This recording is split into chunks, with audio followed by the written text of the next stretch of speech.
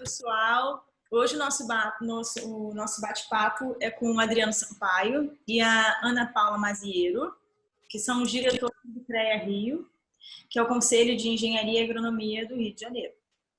Eu sou Roberta Paraguaçu, SEC-geral do Conselho de Relações Públicas do Rio, com o RERP1, e essa ação é uma parceria com os conselhos regionais do Estado do Rio de Janeiro. A gente está fazendo essa ação em conjunto e gravando uma série de vídeos para falar abertamente sobre questões relacionadas à pandemia e assim esclarecermos os nossos profissionais e a população com informações dadas diretamente pelos especialistas das diversas áreas regulamentadas. E além disso, a gente dissemina boas práticas e também, e principalmente, as boas notícias, né, que é o que importa. Então, quem tiver dúvidas é só deixar um recadinho, o pessoal do CREA aí vai ver, qualquer coisa a gente marca eles, ou eu mesma respondo, dependendo do que for, e assim vai. Então, oi Adriano, oi Ana Paula, muito obrigada pela parceria, obrigada por vocês estarem participando aqui dessa ação com a gente. E aí, vamos começar falando então um pouquinho sobre vocês, e aí depois também vocês falam um pouquinho sobre o CREA. Então, quem quer começar aí? Ana Paula, fique à vontade. Obrigada, querido. Roberto, queria agradecer, né, por essa oportunidade de a gente estar aqui conversando um pouquinho sobre os nossos conselhos. Ana Paula Maziero, eu sou civil, graduada pela UERJ, com especialização em gestão de e gestão ambiental. Eu sou servidora pública estadual e atualmente estou conselheira e primeira diretora administrativa da ERJ.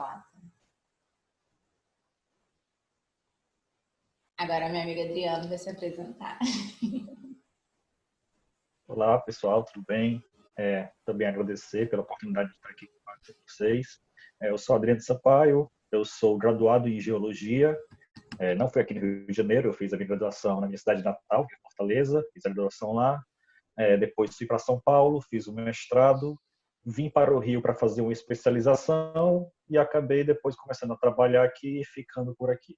Eu sou professor na UFRJ, de Geologia, e sou diretor financeiro do CREA. Estou aí no meu terceiro ano e é a primeira vez no mandato no Conselho. Muito bem. Bem que eu estava desconfiada desse sotaque, hein? Bem que eu estava desconfiada.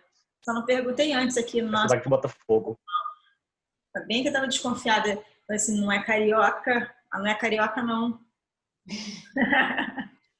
Fala um pouquinho, então, aí, vocês...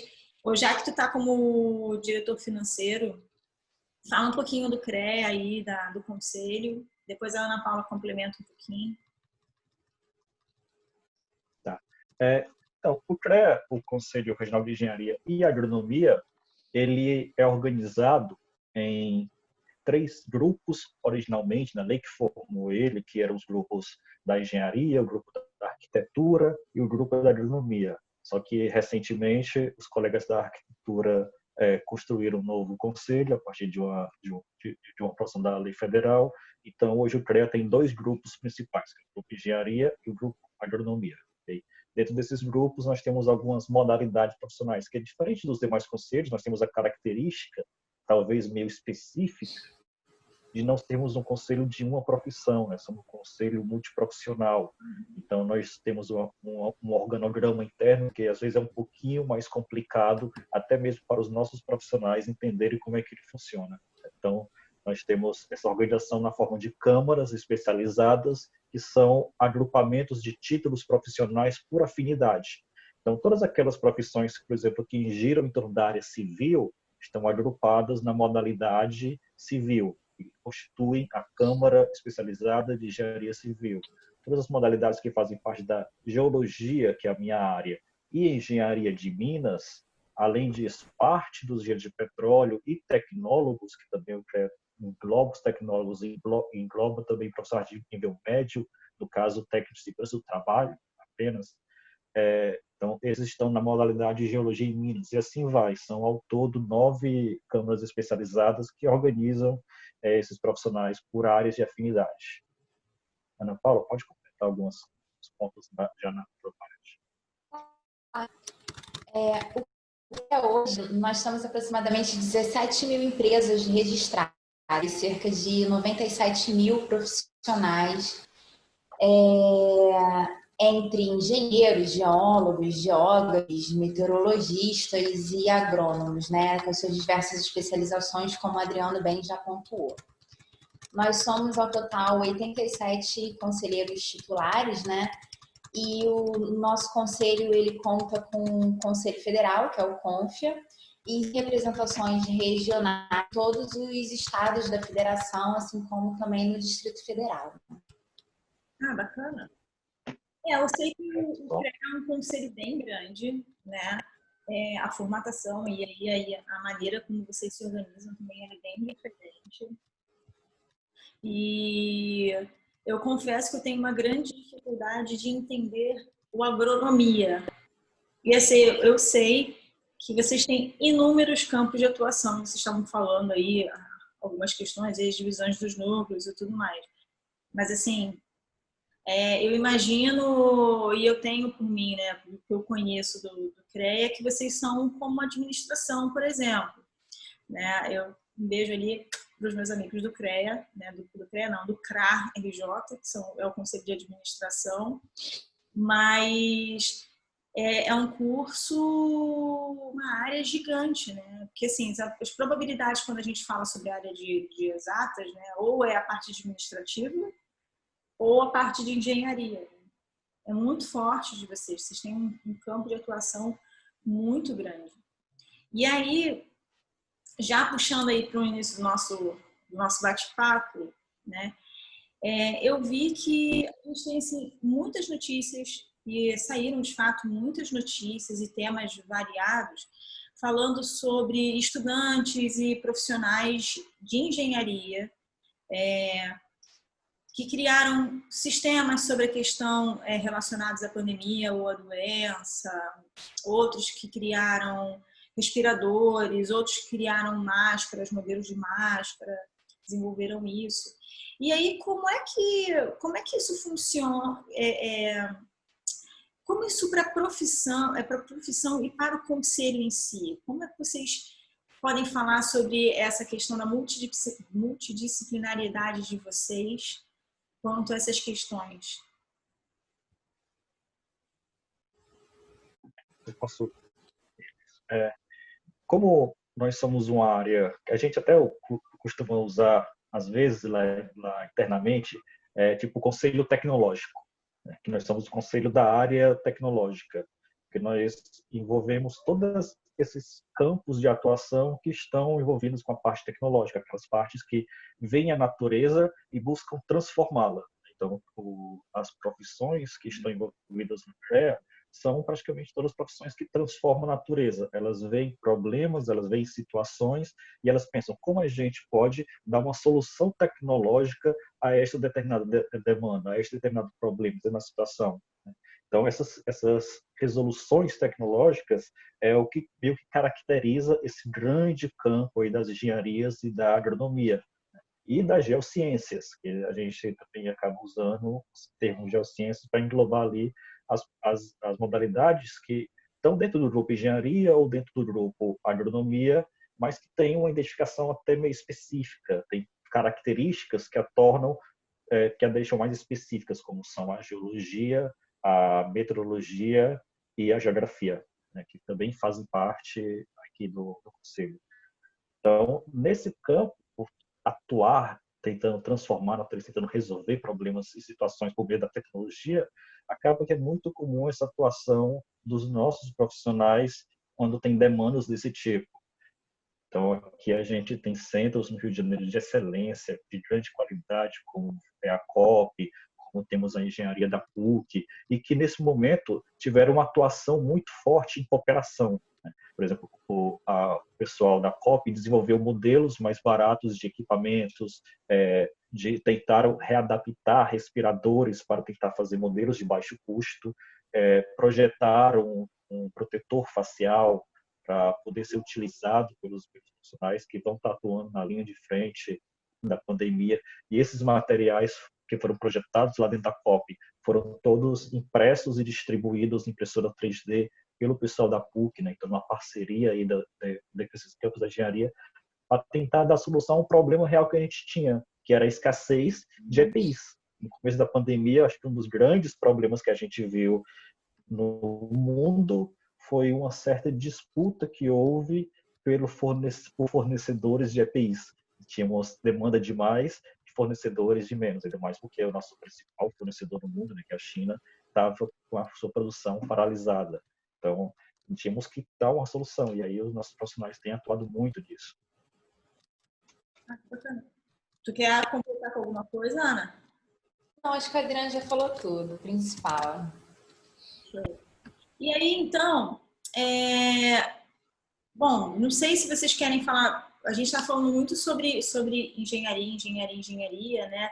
E como citei, eu não consigo entender nada exatamente especificamente sobre agronomia. Vocês querem falar um pouco sobre essa questão da agronomia com esse foco em relação a alguma relação sobre a pandemia, sobre esse momento?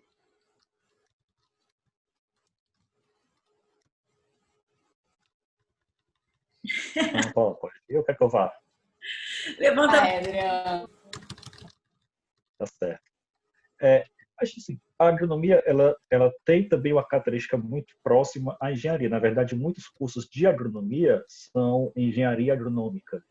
Então, é utilizado as duas nomenclaturas, os dois títulos profissionais. A gente acaba conhecendo mais o agrônomo, o título agrônomo, assim como na geologia a gente tem cursos que a denominação é engenheiro, geólogo e outros que é geólogo. É um campo que tem muita inter-relação, já que eles também buscam utilizar técnicas e inovações tecnológicas para tentar produzir mais, para tentar melhorar a eficiência da terra, para tentar garantir melhores produções, que é para resolver um problema objetivo, que é o abastecimento das cidades. Nesse momento, eu acho que talvez foi um dos setores ali do nosso campo de atuação, desse grande campo de engenharia, agronomia e geociências, talvez junto com a mineração, os setores que foram menos atingidos pelas paralisações, né? E que foram fundamentais também à manutenção das atividades desse setor do campo, foi fundamental para garantir uma condição de abastecimento das cidades que permitisse que a gente ficasse nesse período nas cidades tentando evitar sair, tentando de uma quarentena autoimposta para tentar garantir a nossa contribuição no combate à pandemia. Então, a atuação dos colegas da agronomia foram fundamentais aí em garantir esse provimento dos suprimentos. E o nosso receio talvez agora seja que a epidemia ela começou nas cidades e agora ela tem meio que estabilizado um pouco as cidades, mas tem começado a se espalhar pelas áreas mais rurais do país. Enfim, a gente não tem como segurar a doença, né? Então, uma hora possivelmente isso ia acontecer, ainda mais com a gente vê muita gente ainda desrespeitando a questão da utilização das máscaras, as pessoas andando na rua com a máscara no queixo. Gente, máscara fica na cara, nariz e boca, não no queixo, né? Então não vai adiantar nada. Você não vai estar se protegendo, não vai estar protegendo ninguém. Então, mas enfim. Só para, antes da gente dar continuidade aí no nosso bate-papo, eu preciso fazer uma pequena observação. Eu quero mandar um beijo para os meus primos que estão estudando engenharia, que é o Matheus Belgucci e o Pedro Henrique Belgucci. Um beijo. Tá? Do momento beijo, assim, quando tem parente que tem a areazinha que eu estou conversando. Vocês querem mandar um beijo para alguém? Não tem problema, não. Então, assim, falando sobre a questão ainda sobre essa questão de vocês terem essa multidisciplinariedade, né, essas multiáreas e atuações, como é que vocês, como conselho, estão conseguindo fazer nesse momento aí de pandemia, de crise, o monitoramento das atribuições e das responsabilidades?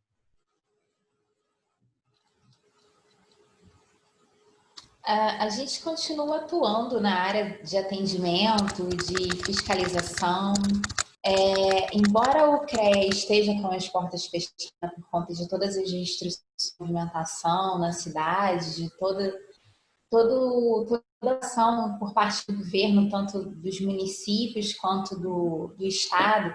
E é importante falar também o seguinte, que a gente acabou não falando isso no início do nosso bate-papo, que nós temos representações por várias cidades, vários municípios do Estado, né? Então, não há um atendimento só na sede, uma equipe de fiscalização só na sede, mas também do interior, em Petrópolis, em Cantagalo, em Macaé, Rio das Ostras, Paraty. E os municípios eles foram afetados de forma diferenciada, né? Alguns a gente tem um registro maior de casos do que em outros, né? A gente, na verdade, pela capital e depois isso aí foi se espalhando para o interior. E logo no início, por conta de orientações governamentais, a gente teve que começar a pensar em como dar continuidade às nossas atividades, né?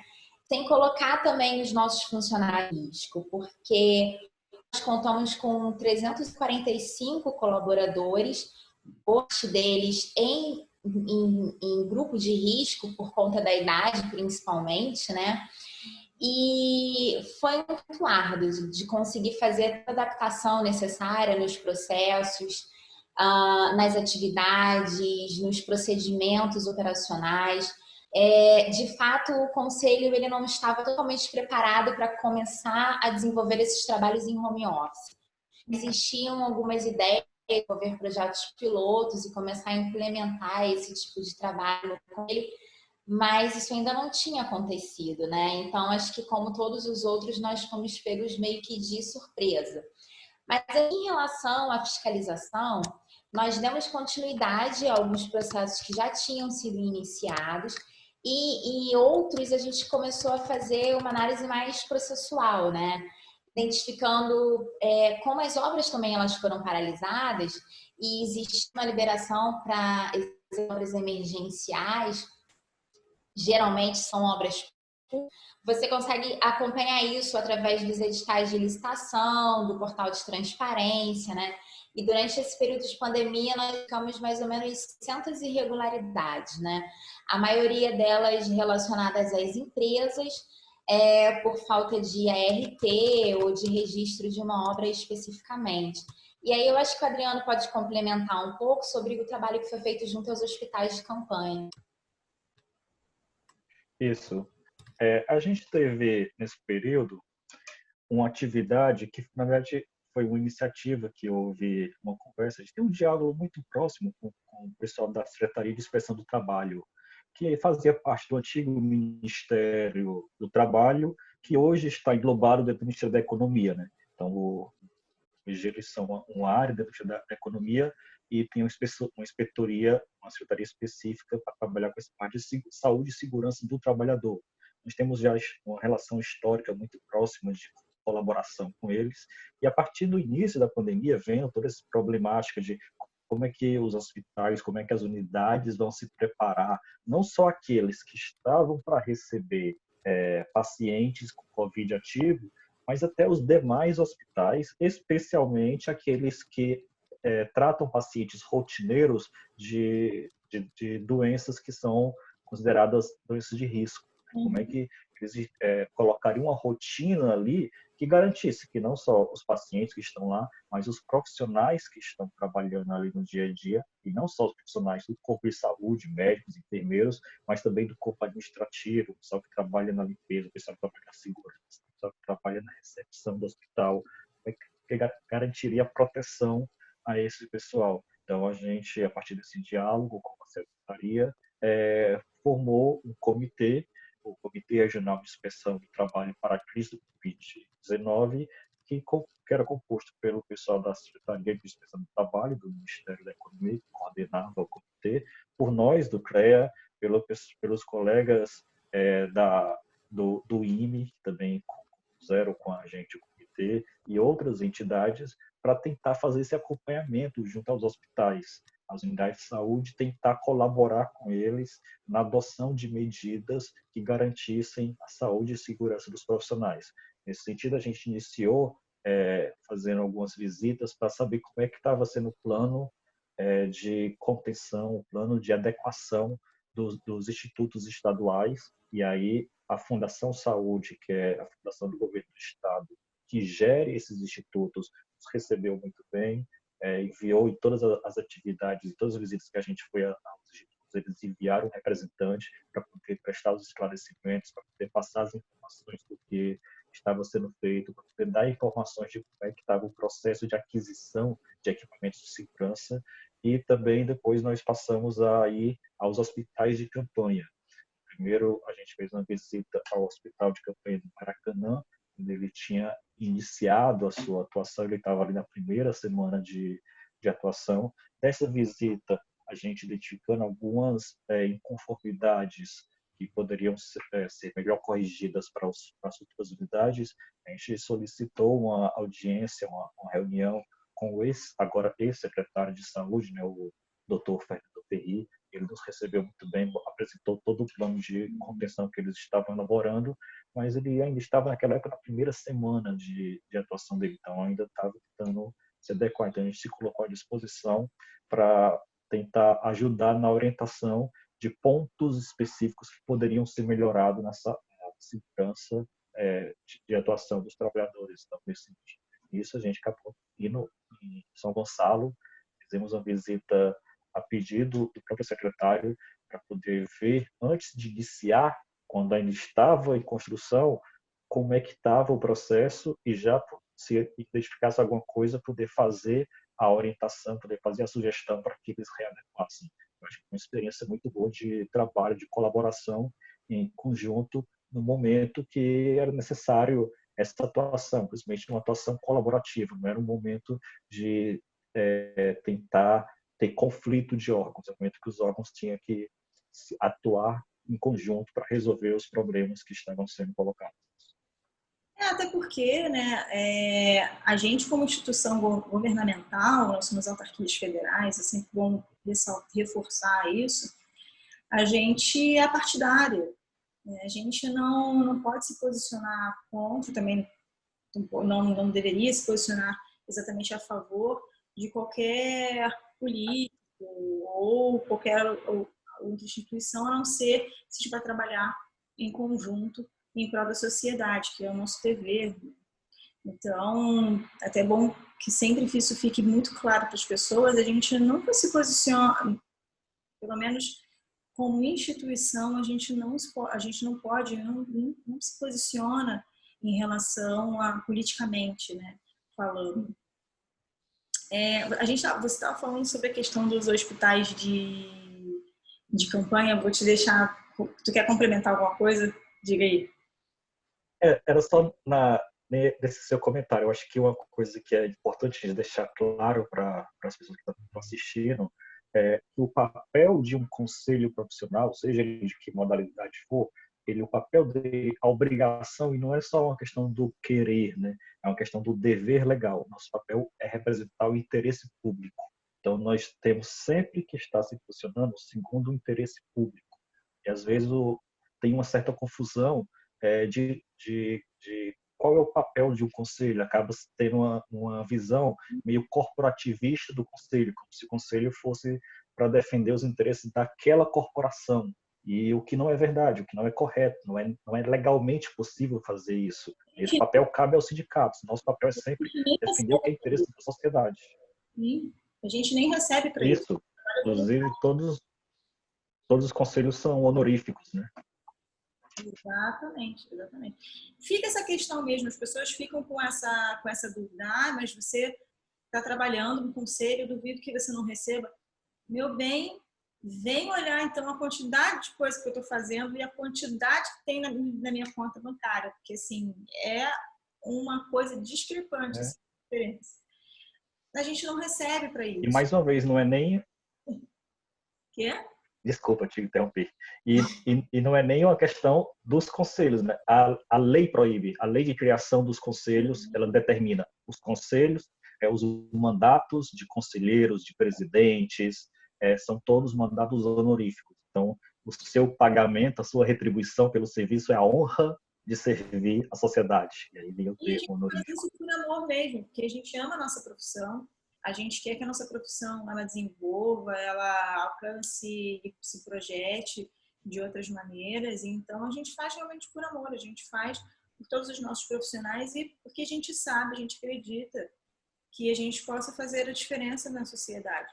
Porque cada um de nós tem a sua especialidade, tem o seu dever a cumprir, né? E a gente está falando aqui com o pessoal de engenharia e de agronomia, mas a gente também falou com tantos outros conselhos que são também já de praxe, bem, no caso, famosos, né, que as pessoas mais comuns, entre aspas, assim, mais populares, talvez, que é o CREMERG, que é o Conselho de Medicina, né? A gente falou com o CNBio, que é o de Biologia, a gente falou com Nutrição. Então, assim, são mais populares, digamos assim, mas muita gente talvez não conhecia, porém, que é o Conselho de Museologia, o de Biomedicina também é um conselho que não é tão, talvez o nome, né, a profissão não chega a ser tão evidenciada assim como os outros.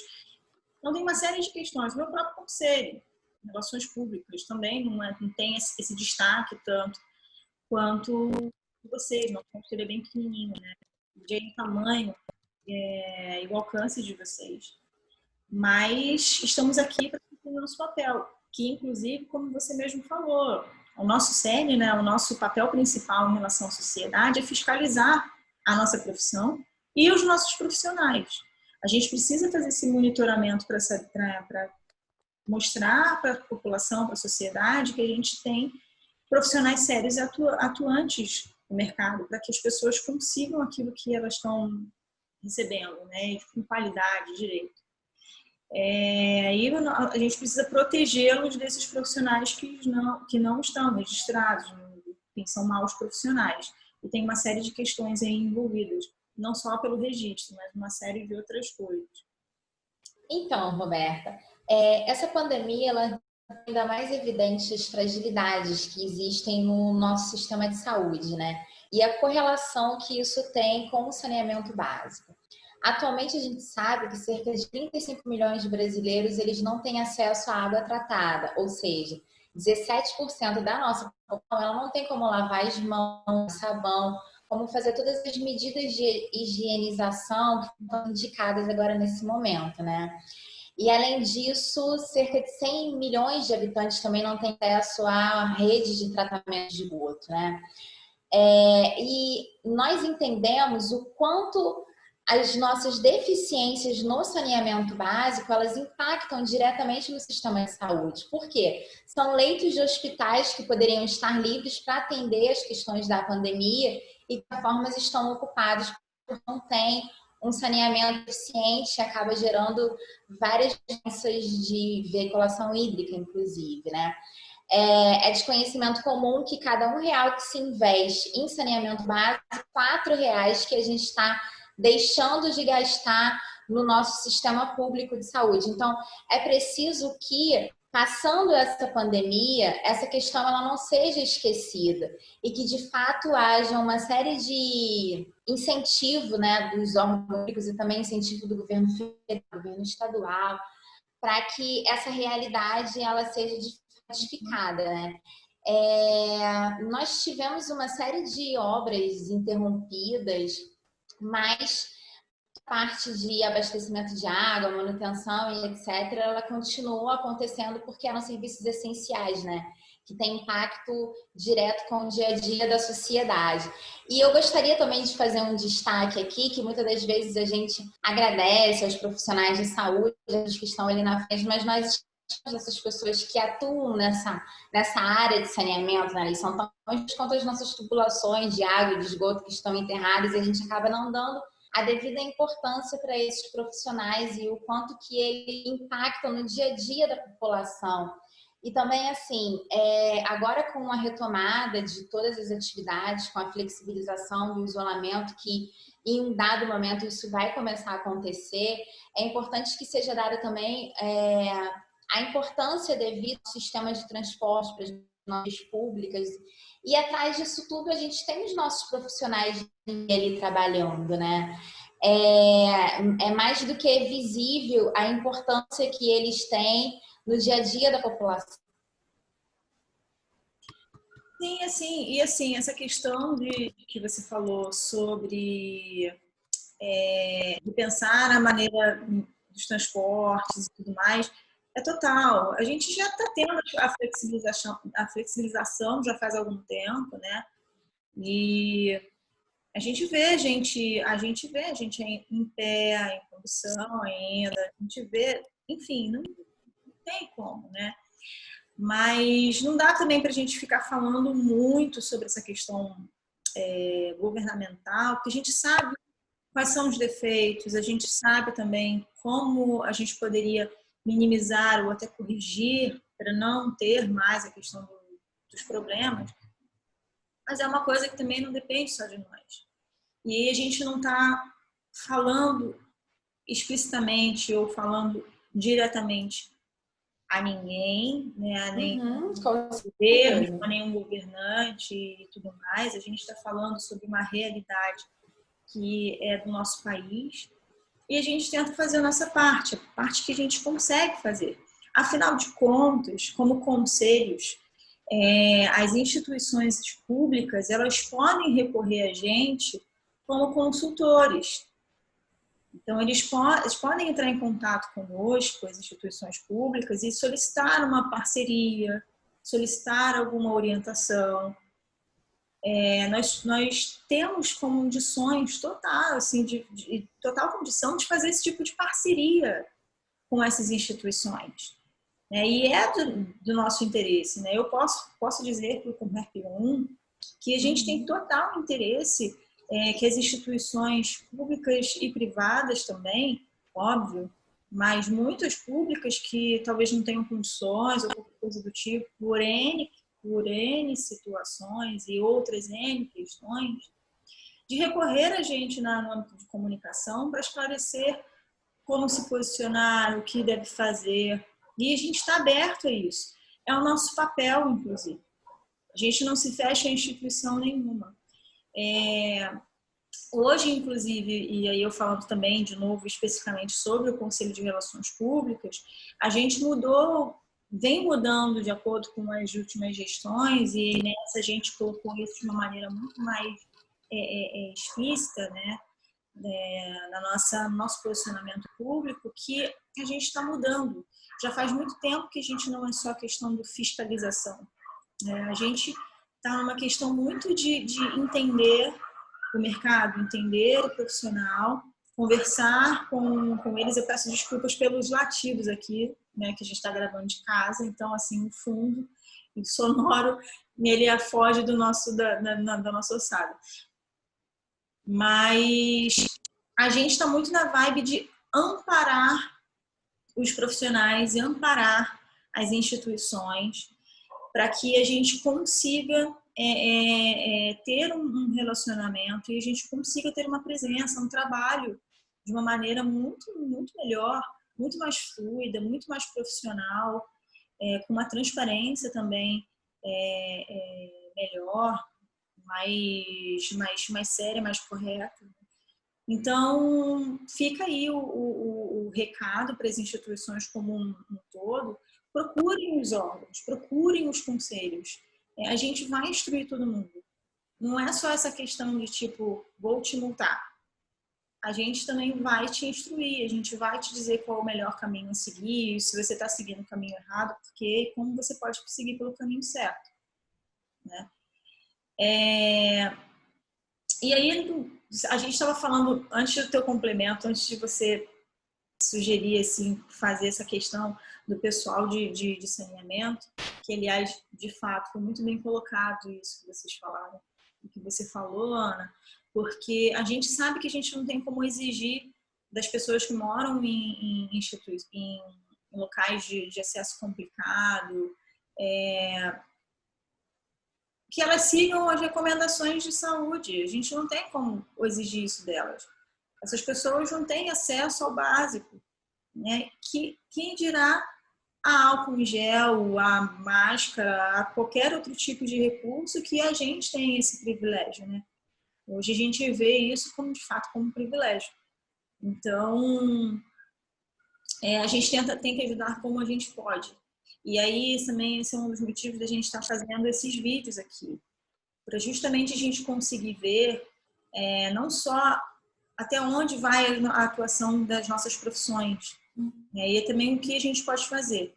Hoje a gente está esclarecendo todo mundo e quem puder ajudar instituições de solidariedade, enfim, ajude, apoie, faça com que o que você puder fazer, mas apoie, porque vai ter sempre alguém que vai estar precisando, e independente do momento, né? A gente já tinha pessoas que precisavam antes da pandemia e agora a gente tem pessoas que precisam muito mais. E aí, voltando na questão dos hospitais, a gente estava falando muito sobre a questão dos hospitais públicos, com essa questão, até que foi tu que comentou, né, Ana, que algumas obras foram paradas e tudo mais, mas a gente também sabe que muitos hospitais particulares eles tiveram que dar um jeito ou ampliar de uma hora para outra os seus leitos, né, ou dar um jeito de fazer modificações internas assim também da noite para o dia.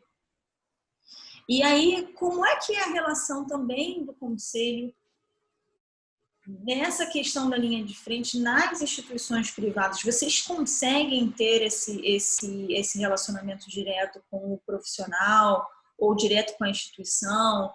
Vocês têm conseguido acompanhar além dos públicos, das obras públicas, que a gente sabe que a maioria das obras foram suspensas, mas além dos hospitais de campanha?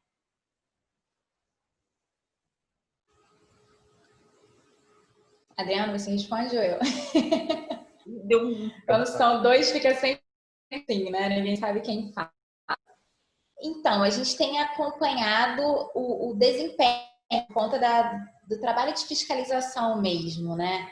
Para ver se está sendo desempenhado da forma adequada a execução das obras, se elas estão devidamente regulamentadas, se existem anotações de responsabilidade técnica, se a empresa está cadastrada, se ela tem, se os profissionais, né, que estão ali elencados no quadro técnico, eles têm de fato atribuições para os serviços que estão desempenhados. A gente não tem muito como fugir disso, né? Agora não, porque a nossa atuação é essa, né? No campo da fiscalização. Sim, mas vocês chegam a fazer assim, estão fazendo algum tipo de trabalho educativo com os profissionais também? Porque não é só a questão do tipo, lembre-se que você tem que estar registrado para atuar, ou lembre-se que você tem que estar regular, e aí nesse momento que está todo mundo tipo, não está recebendo, ou está recebendo pouco, tipo, fazer uma campanha do tipo postergar a anuidade. Isso é uma das coisas também que a gente, como REP1, o nosso Conselho Federal, a gente como sistema está fazendo. A gente postergou as anuidades, a gente está fazendo uma campanha super especial de recuperação de crédito dos nossos profissionais, em umas condições assim que geralmente, né, a gente não faz. Então, assim, é um momento que a gente está tentando abraçar todo mundo para que todo mundo possa exercer as suas funções da melhor maneira possível, não deixem de exercer, né? Então, o que vocês estão conseguindo fazer aí para chegar junto dos profissionais como um todo, tanto dos profissionais que estão atuando ainda, né? Quanto com os profissionais que estão parados nesse momento? O CREA também postergou o pagamento das anuidades, né? Da mesma forma que o CONREP também. Desculpa, Adriana, eu te cortei. A gente tem feito muitas ações orientativas, né? Muitas campanhas através dos nossos canais digitais, Facebook, YouTube, LinkedIn. E também incentivado que durante esse período de pandemia os profissionais eles possam estar se capacitando e se aperfeiçoando, né? Então, está sendo feita a divulgação de uma série de cursos ministrados em parcerias com algumas entidades cadastradas no nosso sistema. E aí é bem interessante porque a demanda por esses cursos, ela subiu assim de uma forma extraordinária. Tem um curso mesmo de geoprocessamento, foi um curso gratuito de 10 dias mais ou menos. Nós tivemos cerca de 2.000 inscritos, né?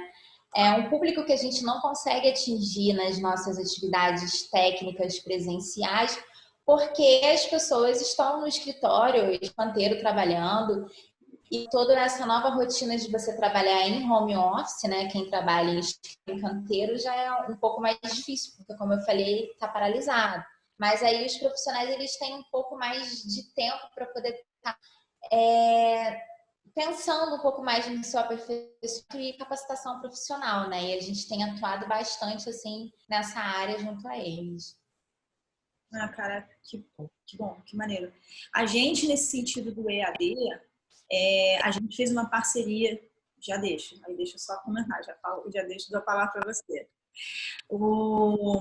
A gente, nesse sentido do EAD, a gente não tem uma plataforma própria, né, ainda de ensino, que a gente possa colocar lá vários conteúdos e liberar para os nossos profissionais. Mas a gente fez uma parceria com o CRA-RJ, e a gente utiliza a plataforma, está utilizando a plataforma EAD deles para disponibilizar para os nossos registrados e regulares, né, os nossos ativos regulares, profissionais, o código para poder acessar essa plataforma. Então, a IRP que estiver assistindo, pode, já, se você tiver todo direitinho aí, pode pedir o seu código e acessar lá e fazer vários cursos.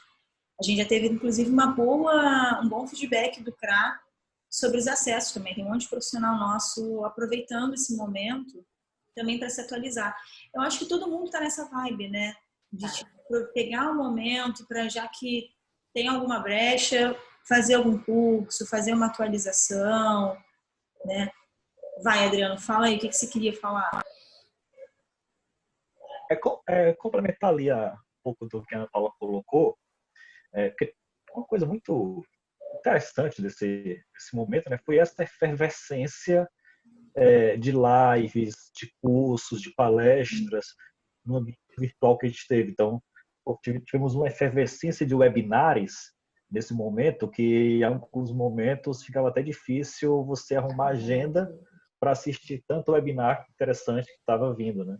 E quando a gente fala do sistema de engenharia, como falando de um mega sistema, de um sistema muito grande, com muitas profissões, e não é só CREA, tem ali um conjunto de entidades que trabalham em parceria com a gente.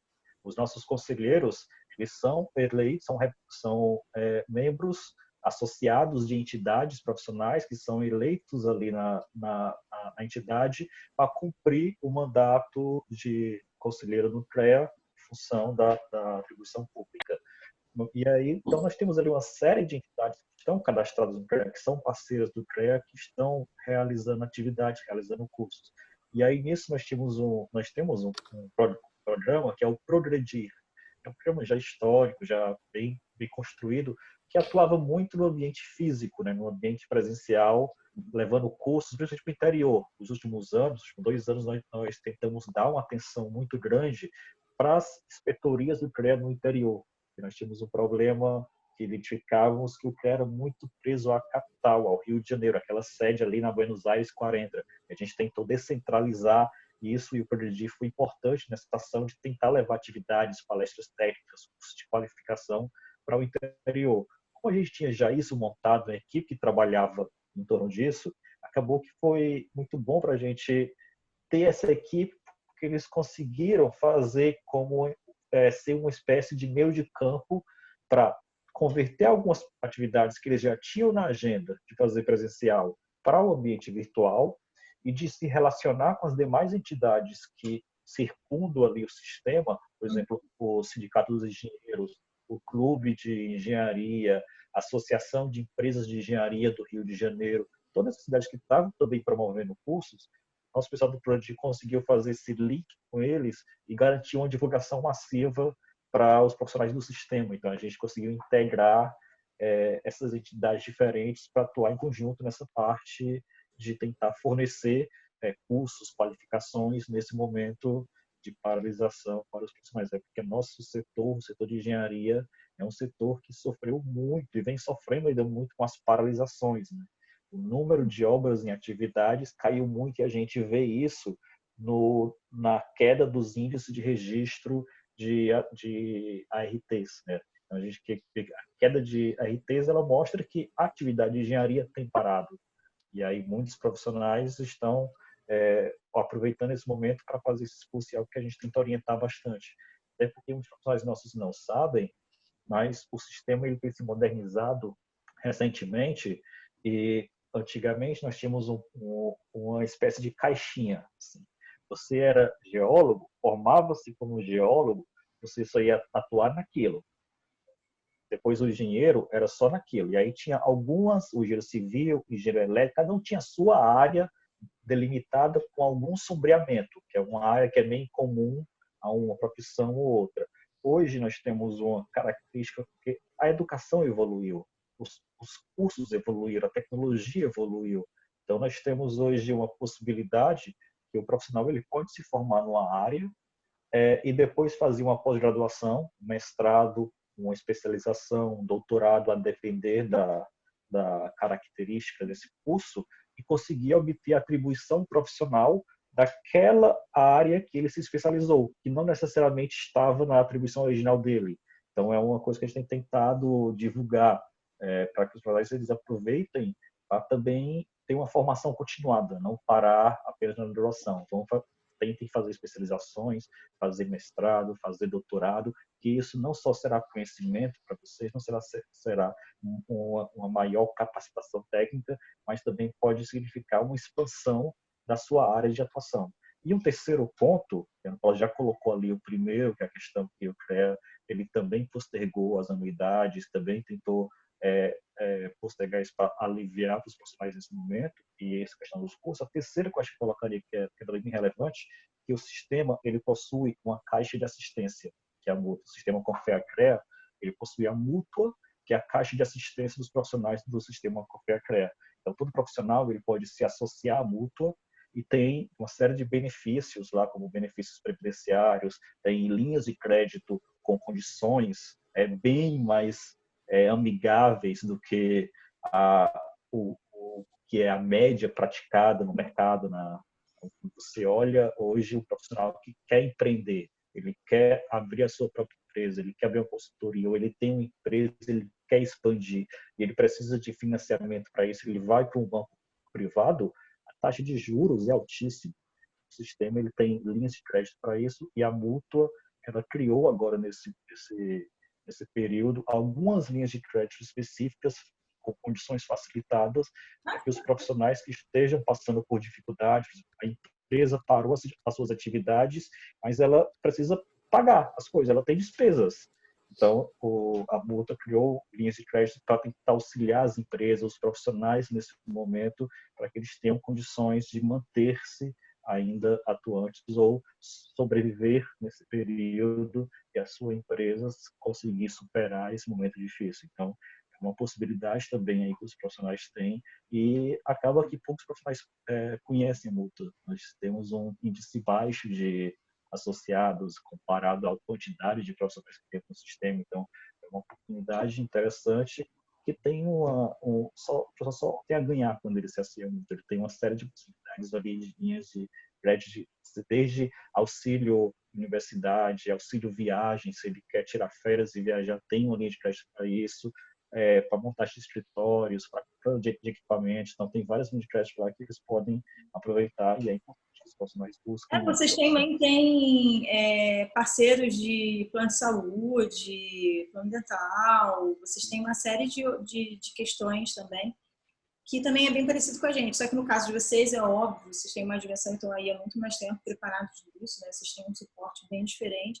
A gente ainda está no início dessas questões de parceria, fechamento para oferecer algum tipo de serviço, digamos assim, porque isso não deixa de ser um serviço que vocês prestam para os profissionais de vocês. A gente também está iniciando, inclusive, né? Poucas pessoas sabem, mas, por exemplo, a gente tem uma parceria com uma instituição. A instituição é a Previsão Seguros e Benefícios. A gente está oferecendo, junto com eles, na verdade, né? Apoio ao plano dental, E aí, assim que possível, a gente vai expandir isso, né? Espero que em breve para saúde, para seguros de residencial, automóvel, várias coisas. E a gente sabe que vocês oferecem isso. E já faz muito tempo, né? É muito da questão muito dos profissionais também, que isso esse é o X, né? Os profissionais buscarem na gente, né, também esse apoio, né, esse amparo, que é o que a gente está utilizando aí como nome no que a gente está sugerindo no nosso novo posicionamento do Conrep 1. Se os profissionais eles chegam até nós, pesquisam, perguntam, entram no site, no nosso portal, né, do CREA, da Mútua e tudo mais, eles vão ver lá uma série de benefícios que eles têm condições. Não é, e eu vou deixar isso também bem claro, que não é obrigação nossa como conselho oferecer e criar, desenvolver, fazer parcerias que gerem benefícios aos profissionais. A gente não é uma associação, né? A gente não é um clube, a gente é um conselho. A gente está aqui para fazer a manutenção e afastar da sociedade profissionais ruins, manter a sociedade segura e o mercado também. E para próprios profissionais desses profissionais. Mas a gente tem feito, então a CREA tem um histórico muito bom com isso e a gente está começando, né, com o RP1. Nesse sentido, a gente fez várias mudanças. Inclusive, uma das nossas mudanças que você estava falando, Ana Paula, sobre a questão da migração do físico para o digital, que vocês não estavam preparados e tudo mais, a gente entende, principalmente pelo tamanho de vocês, mas o Conrep 1, ele é o primeiro conselho digital, totalmente digital do Brasil. Nós conseguimos fazer essa migração em setembro do ano passado, então a gente, quando a pandemia apareceu, a gente já era digital. A gente já tinha boa parte dos nossos processos atualizados e já digitalmente. Só fazendo uma retificação, na verdade, assim, boa parte dos nossos processos já são digitais, né? Os nossos conselheiros, eles já conseguem fazer todas as análises, os despachos, as assinaturas de modo digital. Só os processos éticos que ainda são em físico. Mas os nossos procedimentos operacionais, nem todos estavam digitalizados. E boa parte do nosso atendimento, né, que é o contato maior assim que a gente tem com os profissionais, com as empresas quando vão até o conselho, seja na sede, nas regionais ou nos postos de atendimento, é uma coisa completamente presencial. Você está ali conversando com o profissional, tentando ajudar ele a resolver isso, porque mesmo que disponíveis através do nosso site, as ainda tem muito essa necessidade de ir até o conselho para conseguir estar resolvendo os seus problemas, né? Então, mais essa parte do atendimento que precisou ser mais estruturada, né? E a fiscalização também, você acaba tendo que fazer fiscalização em loco, né? A gente consegue fazer boa parte da fiscalização documental, como eu já citei aqui, mas ainda assim você precisa ir à obra para fazer a fiscalização, o que está acontecendo, se de fato ela está licenciada, se ela tem os profissionais responsáveis, etc. E aí, falando um pouquinho, se você me permite, Roberta, já da questão do atendimento. Está extrapolando o nosso tempo, mas fecha sua super rápido. E a gente se... Nós entendemos que nesse período de pandemia, mesmo com as portas físicas fechadas, a gente continuou atendendo os nossos profissionais, as empresas e a sociedade através dos meios digitais, né? Dos nossos e-mails, do chat, do WhatsApp, e uma busca, um crescimento significativo na busca do atendimento online, né? E praticamente toda a nossa rede de serviço, ela continuou aí disponibilizada, né? Continuamos atendendo. É isso. Então, gente, infelizmente, porque senão a gente vai conversando e o papo vai indo embora, né? Mas muito obrigada pela parceria, muito obrigada pelo papo de hoje. Realmente, muitas questões são esclarecedoras, né? A gente precisa deixar isso sempre em evidência, sempre claro, porque muita gente não sabe de muitas coisas que a gente acaba tocando aqui, acaba falando. Então, obrigada por tudo, obrigada pelo apoio, pela parceria de vocês e até breve. Até, obrigada a você. Tchau, tchau. Tchau, tchau. Obrigado, Roberto. Até uma próxima, que se tudo der certo. Até a próxima. Tchau, tchau. Tchau.